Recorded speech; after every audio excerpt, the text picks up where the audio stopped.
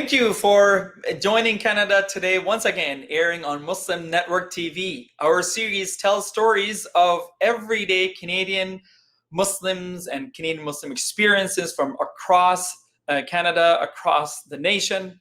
And with your support and feedback, we've been able to ask thoughtful questions, bring some amazing guests over the last few weeks and months now. Telling their captivating stories of what it means to be a Canadian, what it means to be a Canadian Muslim, what it means to be a leader in this part of the world. Now, well, I wanted to start off by saying Assalamu alaikum, peace be with you all. This is Taha Ghayur, and I am your host once again on Canada Today. Today we are actually talking to some very interesting individuals who have been to some interesting places that most Canadians have not been to. And not only they are there and brave enough to sort of chart their journey to that part of the world, but they are also there making a difference in the lives of others. They are movers and shakers in their communities. And the people and the communities we're talking about, these are the communities of Northern Canada. And especially our leaders in those part of the world, masjid leaders, and in two specific territories and cities we're talking about. Canada's beautiful north comprises of Yukon, Northwestern Territories, and Northwest Territories, as well as Nunavut. And this area is almost 40% of Canada's size, in terms of its size, in terms of the distance it covers. We're talking about 40% of Canada, yet it's a home to only about less than 1% of Canada's population. So helping us understand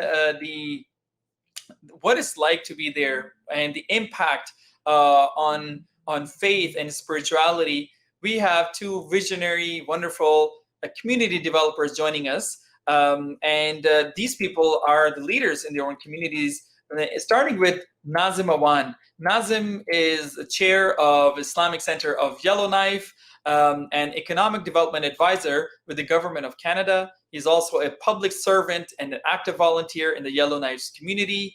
Nazim immigrated to Alberta in 2003 from his hometown of Damtal, a village near Kashmir border in Pakistan.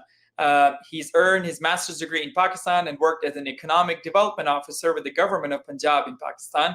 While serving as president and chair of Islamic Center of Yellowknife, Nazim has organized numerous community projects and established friendships with Yellowknife residents. So welcome, Brother Nazim, on this show. And so I'm really excited to have you and have some great conversations today. But thank you very much for having me. You're welcome. And next, we are happy to be joined by Sayyid Asif Ali. He's the president of Islamic Society of Nunavut, raised in Lahore, Pakistan. He's also a mechanical engineer with almost 40 years of experience in government and military services and power utility and supply chain management. Sayyid has previously worked for the government of Nunavut for over 3 years and now employed by the province of Saskatchewan. So thank you very much, Brother Asif, for joining us as well today. Thank you, Taha, for having me. It's a pleasure to be with you. Same here, absolutely. Well, we'll be talking to them about the community there, the life there. We'll talk about the masjids that they have been running or have founded perhaps in their respective cities. So, I want to start with you, Brother Nazim. Please help us, us Canadian Muslims who are living in our sort of metropolitan bubbles. Help us understand where on earth is Nunavut and where on earth is Yellowknife. And Brother Asif, after that, please help us understand where on earth is Iqaluit and Nunavut territory. So please help us understand, how do we get there? Where is it on Canadian map? If those of us who are ignorant often of such wonderful and beautiful places. So Brother Nazim, I'll have you start first. Thank you. So Yellowknife is a very old historic city of Canada. It is one of the great cities with mining. two great gold mines were here. Mhm. And then today, if you call Yellowknife is known as diamond capital of the world, Mhm. because Canada, three operating mines at one point were operating in Yellowknife, which is 300 kilometers from Yellowknife. So everything mines are operated and supported on from Yellowknife. And if you see the Yellowknife itself, where it's located, it is located on the Great Slave Lake, which is one of the biggest lakes in the world.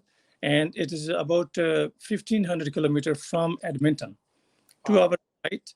So if you see Canadian landscape, it is not that far. 2 hour flight from Edmonton Major Center, you can hop on any time and be in the real wilderness. And the people of Yellowknife, I will say the Pakistanis or for other people like from me from Pakistan, these people are very hospitable, welcoming, and you will never see a person here if you have eye contact and is not smiling. So Wow. this is a natural opportunity for sadaka all the time. Smile, it's sadaka. So I will Mashallah. say Yellowknife for me, I'm living here for almost now 18 years plus, Wow. and for me is a home. And I have so many friendship and a connection with people who are not from Yellowknife. They are like me from other backgrounds, very diverse background. And Yellowknife, one other thing, the real Canadian example of a Canadian city where you will find almost every Canadian from every province or territory, and maybe more than 100 plus nationalities, people you will find in Yellowknife. That's amazing, mashallah. I mean, you should be working for the tourism, department of Yellowknife, mashallah. Given But what you have sold to me already, this is amazing. Thank you so much. from my work, How about you, Brother Asif? Let us hear about equality. Yeah, before I describe the geographical location where it is, I would like to take you with me to the journey which I took about, say, 10 years back. Um, as you know, in a bigger town like Toronto, you struggle to find jobs, you applied lots of jobs. So I applied a job and I got a call. And after all that process, I was offered a job as a chief boiler inspector for the province, for the territory of Nunavut. And I said, okay, I'm going to go. And I told my boy, could you see how much time it's going to take me to drive up there? He came back after 2 minutes and smiling and giggling. I said, what's wrong with you? He said, Dad, the last tree you leave about 1,600 kilometers south, there is not even a tree there. I said, what are you talking about?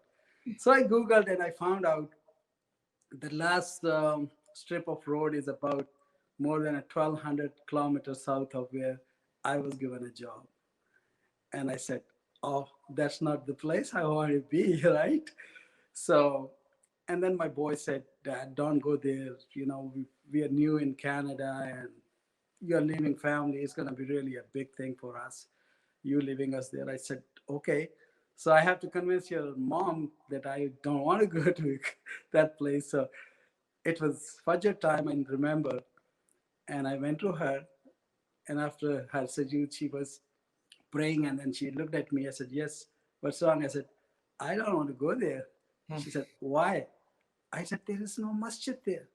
So I took a very good pretext not to go there. She said, okay, so you expect Bernard Shaw to make a masjid for you? I said, no.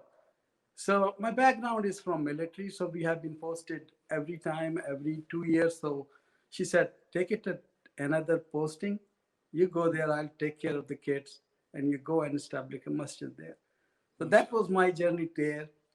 It's about 3 hours flight straight up north from Ottawa, and that's the place. So it's just short of Iqaluit itself is just short of Arctic Circle, just on the fringes of Arctic Circle. But it has about in the Nunavut it has about 25 community, and Iqaluit is the biggest. So it's almost on the southern corner of the province. But size of Nunavut is bigger than geographical side of Western Europe. So it Yeah. is really a big, big, big chunk of land with only Wow. 50,000 people. Amazing. About Wow. their people, as they are no different than what Brother Nazim said. Wonderful people you can think of. Almost sometimes it looks like a utopian place because their culture is very much synonymous to the Muslim culture. They Mm. still take care of the families, they still live in a family system, and they feel proud of living in a family system. So, very close to the Muslim culture. That's beautiful. Great. Thank you for sharing all this. And so speaking of masjid that you were just talking about, mashallah, I mean, Yellowknife, the masjid was launched back in 1992. I mean, I can't even believe it is that far back. You guys, mashallah, established a masjid. And Brother Asif, the Islamic Society of Nineveh, Nequilit, was established in 2009. So we're talking a good 11 years ago. So tell us a little bit about, Brother Nazim, we'll start with you. Tell us a little bit about, how did this masjid idea come up? When you started and when there was a foundation, the idea of the masjid being established. And tell us where it is now, because from what I understand, both of your masajid, actually, mosques, are in the process of expansion. So tell us about the Islamic Center of Yellowknife, Brother Nazim, how it all started and where you are today and where you're going with it. So when I arrived here in 2003, masjid was already there, and it was established by local members with the help from Mission Canada. So at that time, the masjid was established in a trailer, which was purchased, and then it was transformed into masjid. But because over the last number of years, it was getting in bad shape due to old structure. So community was planning to have a new masjid. And over the number of years, we have done a number of exercises. We try to even relocate to other site, bigger site, where we could done a complex rather just a masjid. But that was not successful. So at the end of the day, current previous masjid site was expanded with help from buying the next door lot. And now we have a bigger lot on center of both lot, which was legally merged a few years ago. We have developed a almost 6,000 square feet structure, which is a 3,500 first floor and about 2,800 square feet on second floor. And just last winter, we have completed its earthwork. We have completed its foundation, which is an engineering foundation. And right this in next few days or weeks, we are hoping to start its watertight shell, which is a structure. And then during the winter months, we hope to continue the other construction phases. Well, thank you, Brother Nazim, for sharing that. I mean, I remember,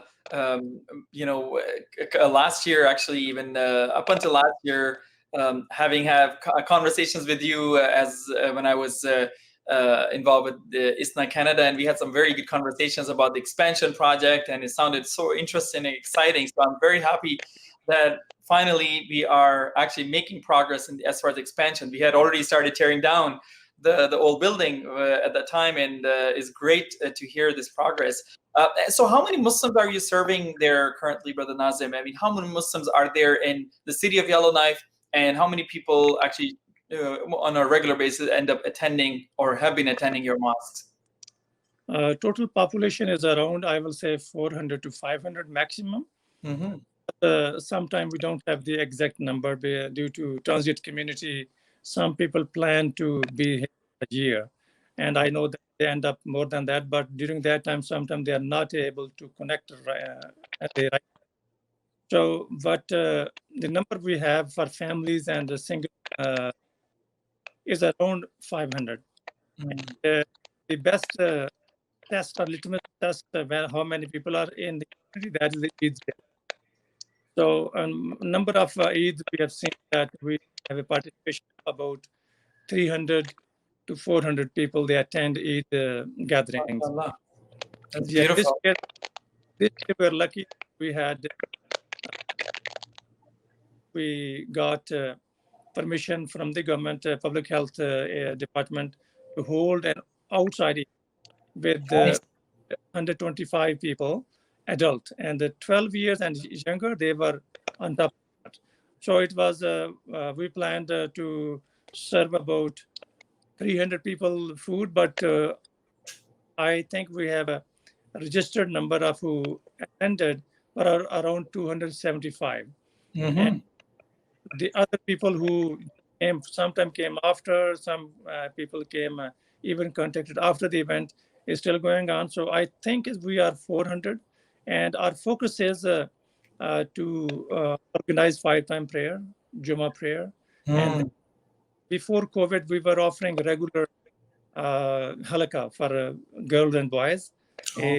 sister was offering girls who are 10 and old were taken care of by the sister. And when Mm. only dealing with the younger girls, like 5, 6 years, with a common halka, but then we all transferred all girls to the sister, and with Mm. a registration of about 40 kids who were attending the halka. So Amazing. That's yeah. great. Well, thank you for sharing this. I just read a comment by one of your Yellowknife fans, Dr. Faria Khan from Islamic Relief. I believe she's been there a couple of times now, mashallah.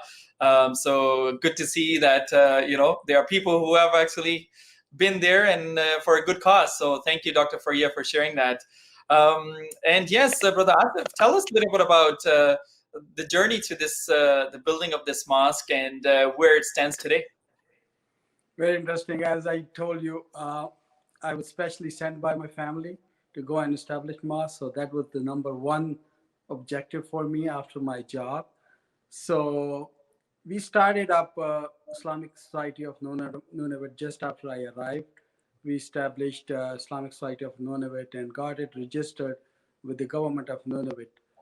And our journey was not that easy because Iqaluit is a very small place, and finding a spot for masjid with all those city bylaws is pretty. It's a really a big job.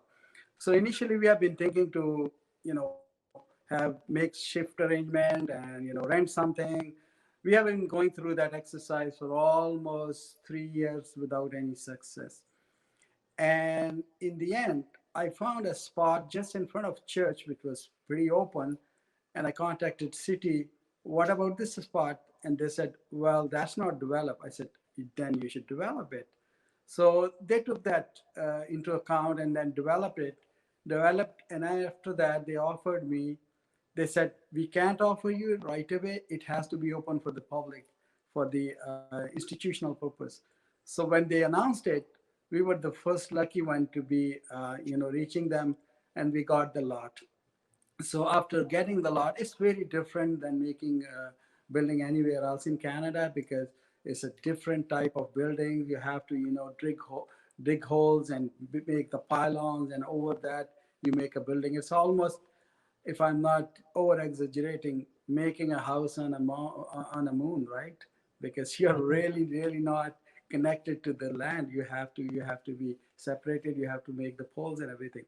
Anyway, so that spot we started up back in 2015, and then it's Allah's work. And the moment you start, people jump in and they help us out. And we inaugurated this building on 13th February 2016. So it took quite a while, but community support was there. Church, we have been sharing their parking lot. Everyone was cooperative. And I would say it was extremely a beautiful experience to have this project done and knowing people, what kind of people are there in community. It was a wonderful experience and great journey to know people and the process was not, it wasn't, it was difficult, but it was kind of a, you go through the process and you go through the learning curve. So yeah, all in all, it has been a wonderful experience. Beautiful, mashallah. And again, how many Muslims you guys are serving now currently in Equilit? Well, it depends on which part of the year you're talking about, because that's, in summer lots of people come in for the jobs and, you know, construction and those kind of things, and then in winters they go away. So I would say within the ballpark of 150 to 200 Muslims are there, Excellent. but permanently should be around 100 Muslims. So we have about gathering of say 40 to 45 on Jummah prayers, talking about these times in COVID times. Mhm. We have established all those protocol and guidelines which have been given by the health authorities in Nunavut, and we are following their instruction very, very religiously. We have a registration system on Friday. We're maintaining physical distances. So we are taking into account all those guidelines which is provided by the health authorities. So ballpark on Friday, we have say 35 to 40 people. Yeah, of course, with all the new protocols we all have to follow in every mosque. Thank you for sharing that. I wanted to talk about what the biggest challenge of course, that we face or you face in that part of the world. Even though yes, it's not too far from major centers of Canada, is temperature. How does temperature impact socialization, and how does it impact community building? What are some of the challenges that you face in Yellowknife, Brother Nazim? Temperature is just for me is a number. So I'll tell you a story. When I first visited a community of Colville Lake, which is further high up north in Arctic Circle, and this is my first community visit as in my job. And some of the people, they even have no clue about Pakistan. They asked me, "Where are you from?" I said, "From Pakistan." How's the weather there? I said, "It's same." I said, "Really, is that cold?" Because it was November, October when I was there. So they said, "What? Just tell us." I said, "It is a plus 30 or plus 40 there, and it's plus minus 40 and minus 30 here. So for me, it's just plus and minus." After the meeting, they still remember me, and the guy who's from Pakistan who doesn't care about the weather. If Wow. you have to live in a cold temperature like Yellowknife or Nunavut, you have to live like local, and you have to go to get advice from the locals. It is not everything on Google. If somebody gets a 50 minus 50 rated jacket, doesn't mean that person will be safe on the land on the outside. So the best thing is that you wear your clothing during the winter, and wear and buying the proper stuff and buy local. That is what I do.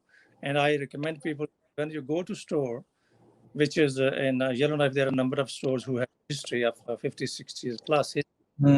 They will also help you to choose the right thing. And winter gear, you only buy maybe once in a few years. I will say 10 years. And that is enough for you for a number of years. You have to replace shoes, but jacket, parka, you only buy once. I bought it in 2003 or 4, and it still looks like new because you only wear this type of weather. Minus 40 is not every day. Also some misconception that the weather will be again minus 40 every day. It will be for a week, maybe. Sometimes it's for 2 weeks, 1 month minus 30. And the best thing, how you spend time, go out, have a walk. And for me, in winter, I don't generally use my car to go to work. I walk to work.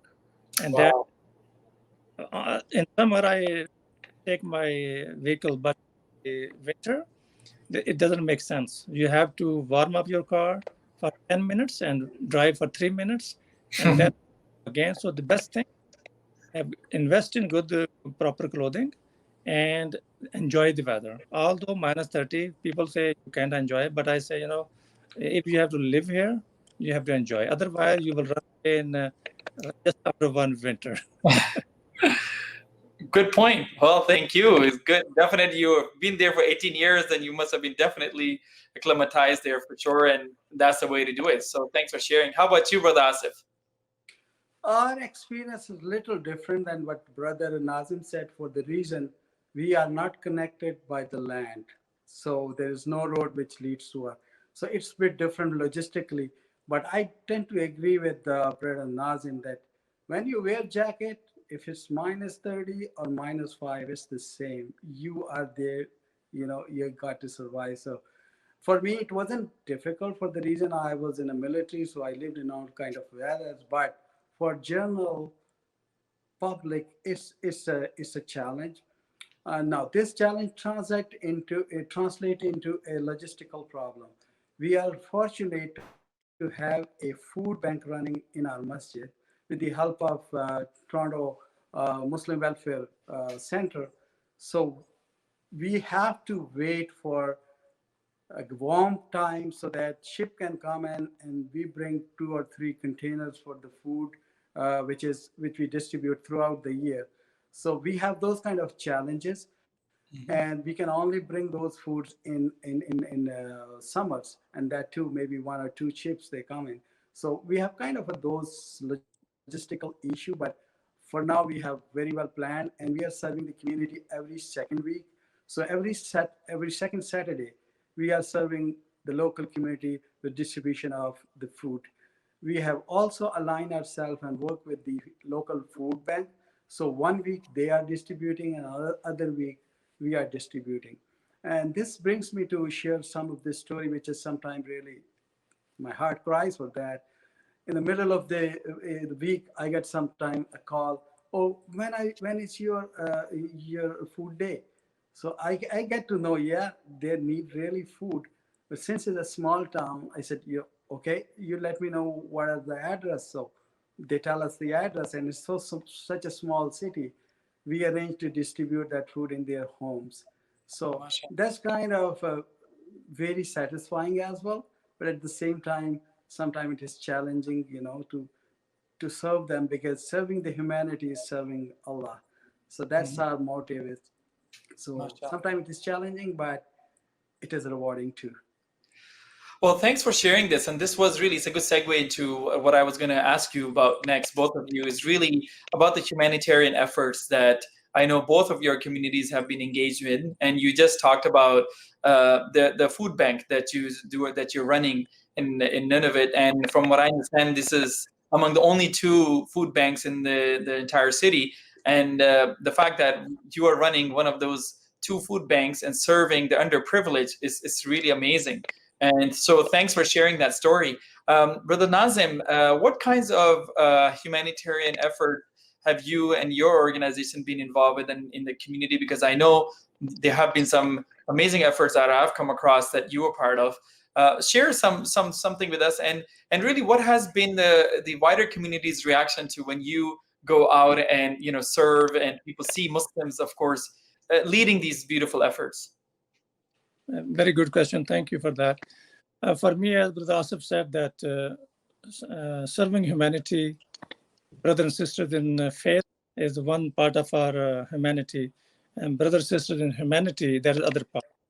So people who are not Muslims, even they have right on us. And living in Yellowknife or remote communities, wherever we are, we have a duty to interact. This is my personal belief, and this is the best, in my view, way to interact with people so that they know what the real Islam is, what the Muslims are, what our teachings are, and how we behave with people, why we behave the way we share what we have.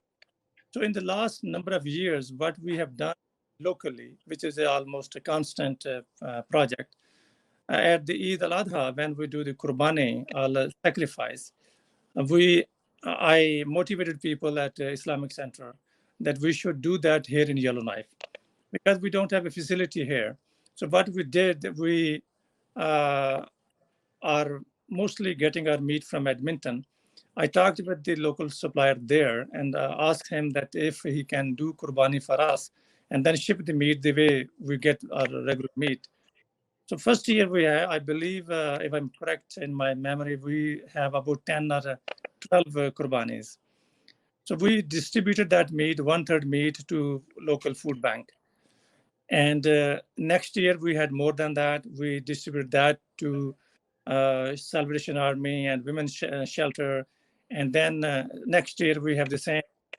For the last 10 years, this year we have grown to 33 Qurbanis. We have almost 500 pounds of meat. And we always supplement that Qurbani meat with Sadaqah meat. Where people don't have Qurbani, they will all give a box of chicken because in that way we can increase our amount.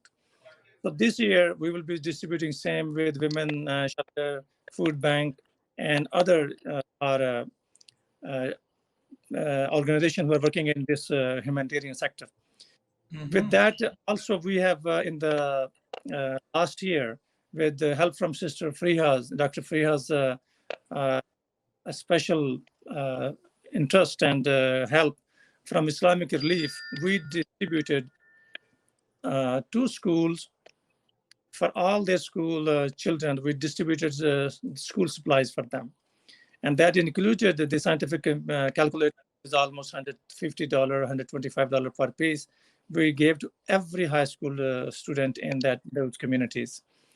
And just recently in winter, we distributed shared the warmth again, which was supported by Islamic Relief, but with our local volunteers. We distributed that to different people directly. And some people were in COVID isolation, we gave to them. And then we also shared it through Women's Shelter because these were women and men both. But we focused on women because women are mostly they are in more need. Still, we have some of that material left because we wanted to give to right people.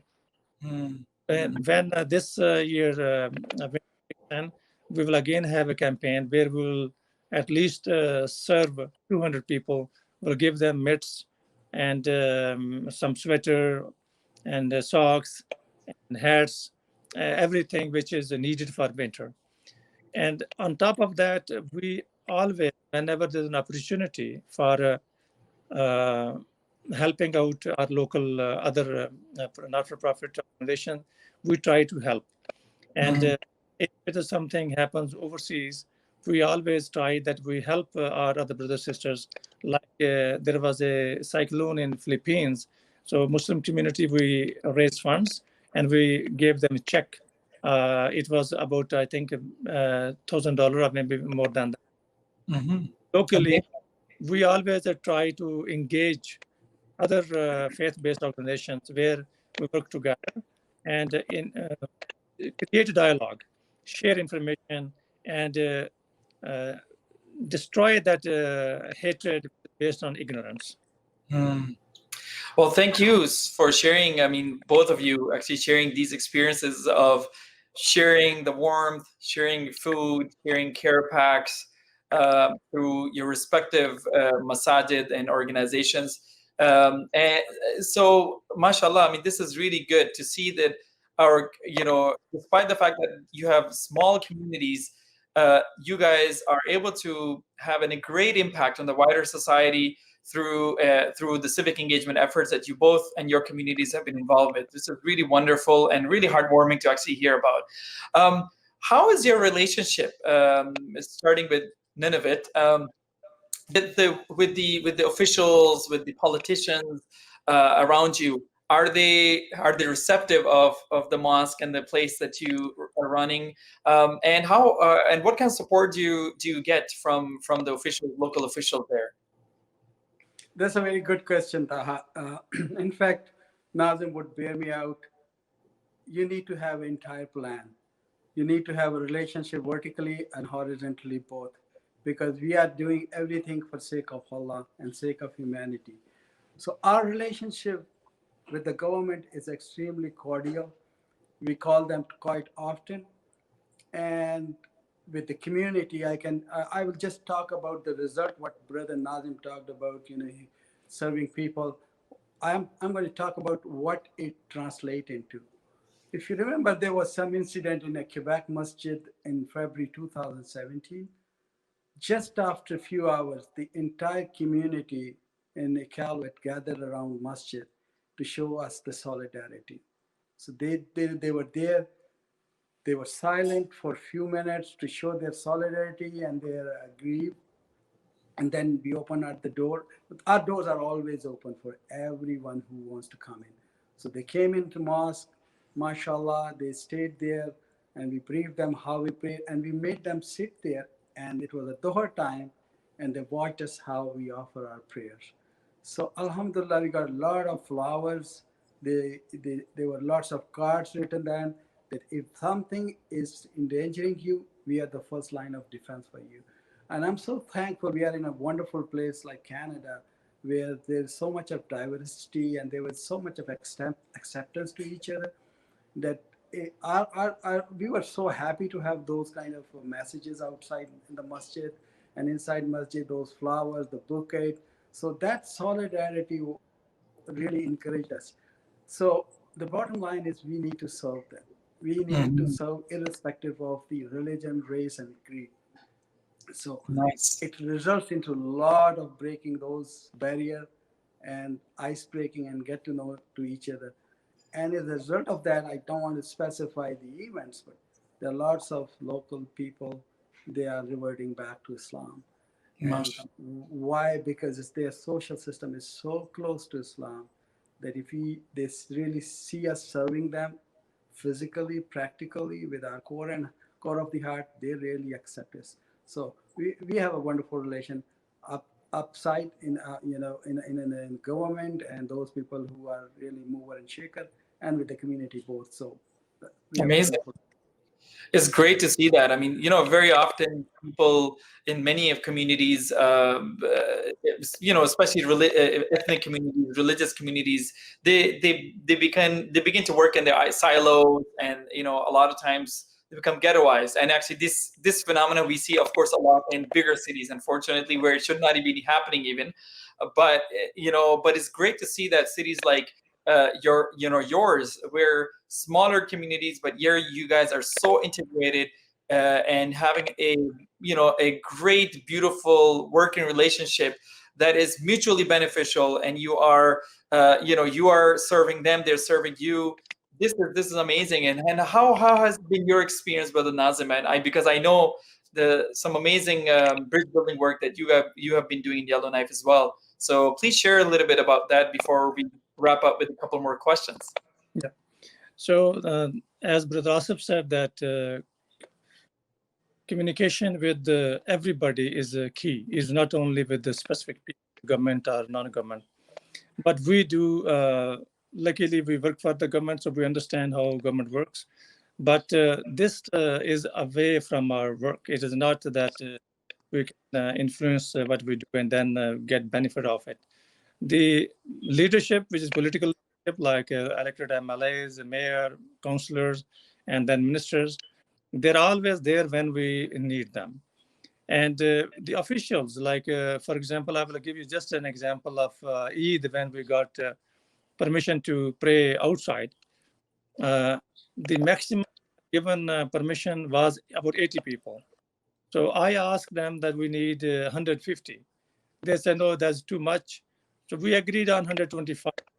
I didn't say 125. They themselves said, if you manage this event according to our protocol, which they have full trust on us that we can do that, they gave us a of 125. That is one indication that they, number one, they understand the importance of the event, and then they also want to support us. Mm. And what we have done, we took it very seriously. We managed it properly according to the code, and we tried our best not to have any violation of the COVID-19 restrictions or relaxation. So in the masjid project approval process, permitting and other design approval process, my experience with City of Yellowknife was very, I will say, pleasing. They were always willing to go extra mile so that our project is not delayed. And you know that permitting is not easy. It is sometimes bylaws are very restrictive and they have to do their time job. But we were connected on time. We communicated properly. They advised us for how we can get permits on time. So in that way, we started and planned together under their advice, and I have no problem at all and at this stage. So whatever our goal was, that was always supported by the city staff because they also wanted actually to support masjid. And there are a number of times when we were not starting, whenever we see each other, mayor, for example, or SAO or other director planning, they'll always ask me, so Nazim, when are you starting the masjid? So that shows to me that they want to support us, but because there are a lot of regulations just to make sure everything is fine, is safe, and they will explain us. If we don't understand, they will explain us. And in that way, we work as a team. It is not we are applicant and they are authority. We have, most of my experiences, we work as a team and we get what we have to do for the community. It is not Muslim only. Yellowknife, my feeling is, and my feedback is that masjid is for Muslims, but it is for Yellowknife, everybody. And this is where government officials, they feel it is their responsibility to support a key community infrastructure which will serve everybody. Okay. Well, thank you, Brother Nazim, for sharing, and both of you actually sharing with us the level of teamwork you guys have and the level of trust you both have developed and your communities have developed with the wider community. As we begin to wrap up, I wanted to ask you some quick questions.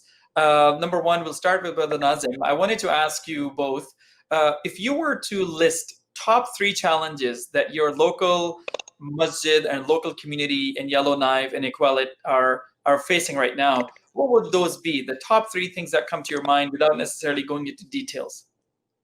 So this question I will take opportunity as to let leaders in Canada, Muslim leaders, to know that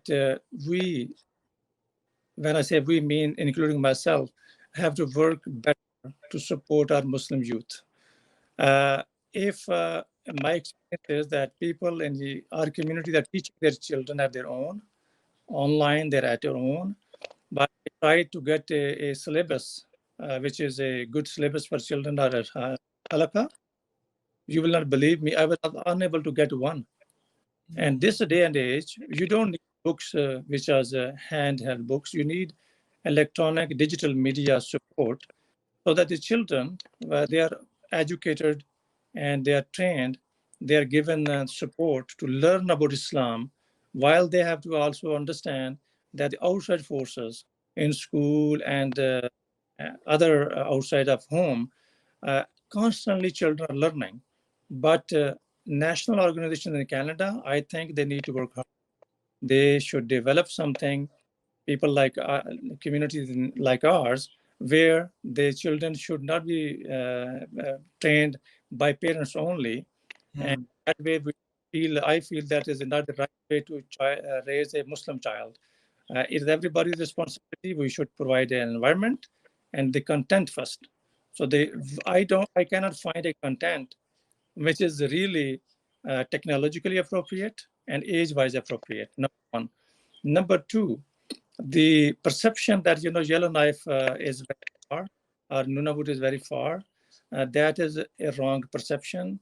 We should follow the Sahaba's Sunnah. We should follow with the intention that we have to reach every. We have to interact with the people on the ground level and ground zero, point zero, so that we interact with them at their level. And when they will interact with us, the perception of about negative perception of Muslim and Islam will be blown away, and they will see we are the best people on the planet because Alhamdulillah, we are the torch bearer of Prophet Muhammad sallallahu alaihi wasallam, message of peace, and we celebrate mercy every time, every day. We want to distribute mercy. And third, that smaller communities, they should be supported by larger centers, which I feel it is not being done. We, Yellowknife, are struggling to build masjid for the last, I will say, 15 years. Alhamdulillah, we have progressed, but this project was possible 10 years ago. If a national organization takes this seriously and other centers, and one thing I suggest there will be a national fund where a smaller opportunity communities should be supported regularly, especially to establish masajid. And then we can manage the masajid as our own. We don't need fund for that. But building masajid is not easy. Yes. And Amazing. these three things, based on my experience, if we can nationally, Muslim organization can work together, it will be a service to Islam and service to Canada. Excellent. Thank you very much. This is great. How about you, Brother Asif? What are top 3 challenges you feel that in your community, from your perspective, you want to highlight? I think Brother Nazim has summarized very well. I will just add a few more things just to explain a little bit more. We need to pick up courage, especially with youth. None of it is still on this planet. Muster your courage, go there and spread the message of Allah. It's not difficult.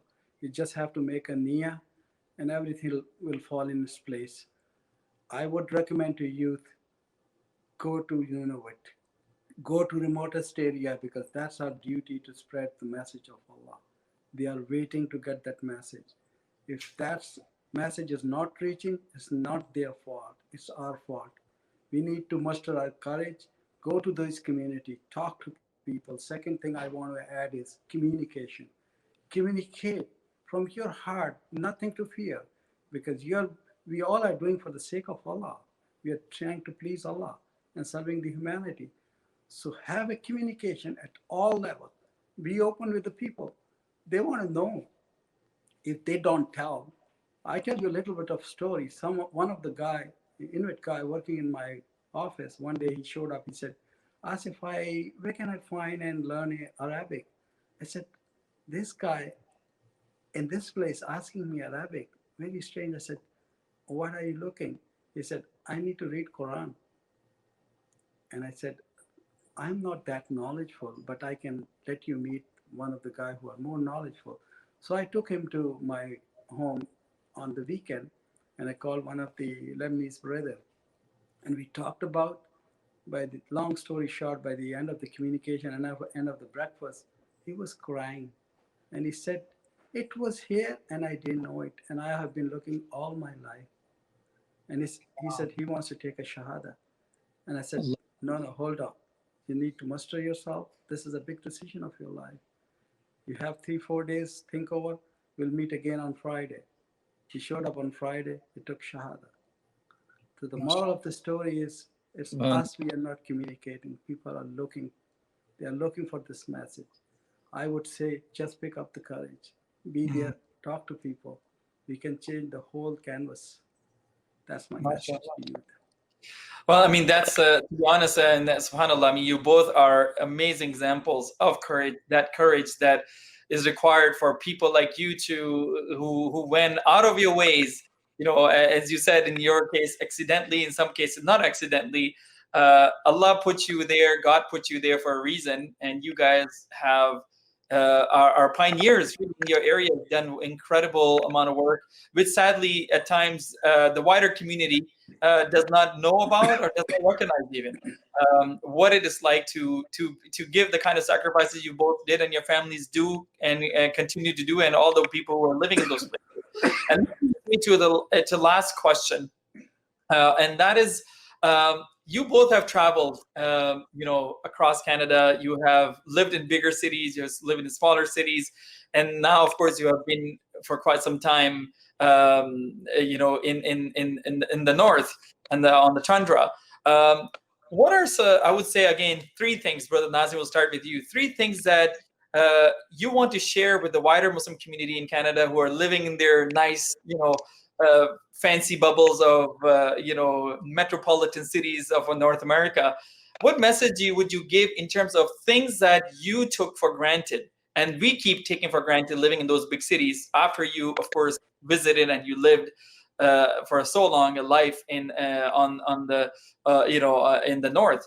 What are top three things that we keep taking for granted and we should thank God for and really do something about, inshallah? And you have Uh, one, please. One thing I have to share that I decided early on, by before living in Canada, that I will not go to live in a big city. And I was lucky that I got advice that go to a small city where there are not many Pakistanis. And I was advised on that advice, but I think it is a very good advice. My advice to people who are planning to come to Canada, who have are recent immigrants, leave Toronto and Vancouver and big cities right away if you really want to work in your own field. If you want to drive cab and you want to be happy, that's your call, but that is not the right thing for you. You're wasting your time and you're wasting your energy. You're taking easy route. The real route is the route where you go back out of your comfort zone. You meet people who are not up from your background, who don't speak your language, but you will have the best experience in your life. You will get right information and you will get to know people. In cultural backgrounds and bubbles, people living in Toronto, some of my friends have told me that we never speak English. I said, okay, then you're living in Punjab, Pakistan. You're not in Canada. The goal I immigrated to Canada was not to live an easy life. The goal was that I will know people, I will share my story, I will uh, have their story, and also being a Canadian perspective. If you want to be a Canadian, you should be explorer. Explore Canada. Don't just be in a big concrete jungle of Toronto. My kids, I will share this a few years ago. We went back to Pakistan. We stayed about a week in Toronto. And my children were saying, Papa, we should move back here. I said, okay. First day they said that. And I said, okay, we'll talk about a few days. And by fourth day, they said, no, no, we will never live here because you have to drive for 30 minutes to come from one place to another. And there's nothing jungle of concrete. Then we have friends in Toronto, but we have to meet them for maybe 30, 40 minutes, then drive another 2 hours. Mm. So what I'm saying, the big cities have their own charm, but if you are a doctor, if you are a professional engineer, if you are a professional agrologist, and you're not doing your job and you're still happy, I think there's something wrong with that person. Why you don't leave that? I have left my family back to Pakistan. Nobody from my family is in Toronto or big cities. Why have I lived there? Mm. And if still I live there, I think one thing my message to my sisters who are who are not comfortable to leave those big malls, that is just few days. Your husbands and your kids, they need better experience. My children, they have best experience of their life. They have met Prime Minister, being representative of NWT. They Mm. have gone to meet Governor General. The Governor General was here, and these opportunities are not available in big cities. True.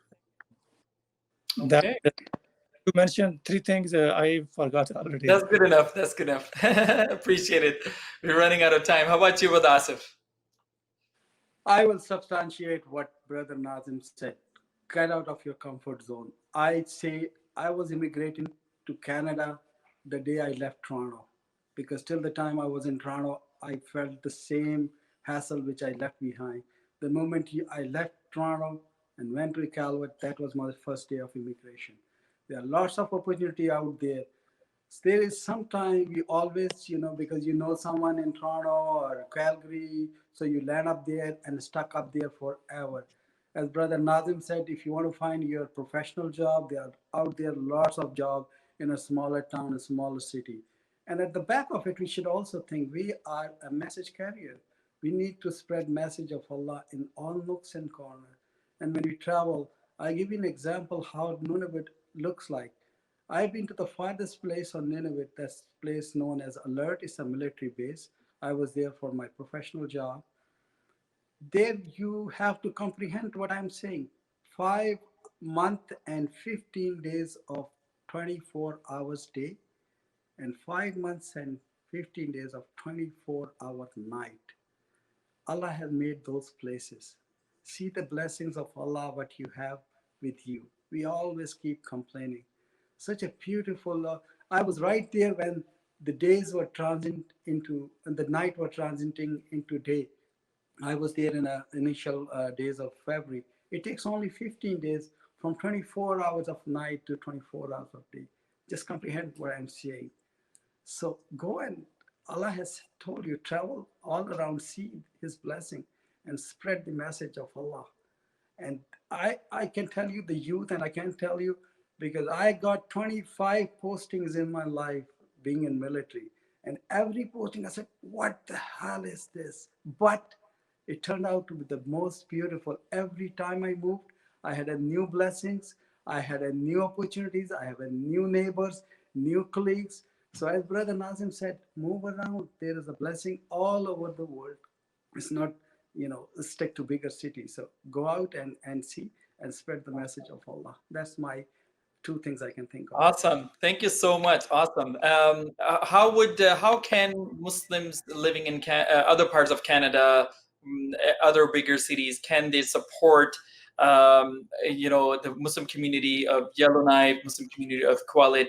How can they contribute or donate if they want to support? Brother Nazim, can you share with us a website or any other way of supporting? Yeah. So right now, as you know, we have Islamic Center, New Islamic Center. We have done the foundation work, and we are going to next phase of construction. We need every penny and whatever people can contribute. The best way to contribute is through ISNA Canada website, and there is a link there for Islamic Center Yellowknife project.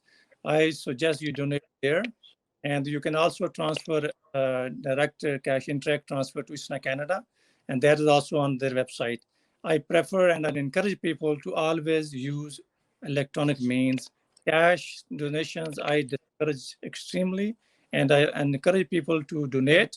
Even they have to donate $1. Be part of this masjid because it will be here, inshallah, for the next 100 years or more. Inshallah. So don't miss that. Amazing. Isna.ca. Great. Isna.ca. Please make sure. And how about you for Nunavut? We have a website, Iqalut Masjid. You can Google Iqalut Masjid. And as Brother Nazim said, we always only take donation through PayPal or direct deposit. So you can Google Iqalut Masjid, and there's a link for the donation there. And we are showing the links actually at the bottom as well, equalid.com, www.equalitmasjid.com, as well as isna.ca or icyk.org. So if any of you would like to contribute, please make sure you do make whatever contribution you can to support the Canadian Muslim presence in the North.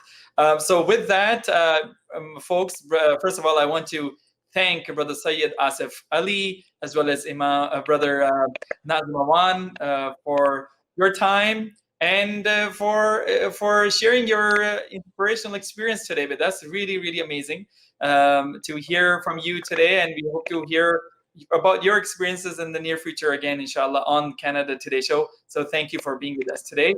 And also, folks, with that, we want to end this show by thanking you for being here, of course, with us. You have heard two courageous explorers who had the courage to chart new territories and try new things, and now they're serving humanity, serving the community in places, wonderful places, the kind of nature that you've probably never seen in your life, wonders of nature that you've never seen in your life. That's basically what it takes for you to do what they're doing, mashallah. So let us be part of their work in whatever way you can. Please support them. I want to also thank Dawanet and TorontoMuslims.com for its marketing partnership, and of course our wonderful production team. You're watching Canada Today on Muslim Network TV with your host Taha Ghayur. Thank you very much. Assalamu alaikum wa rahmatullahi wa barakatuh.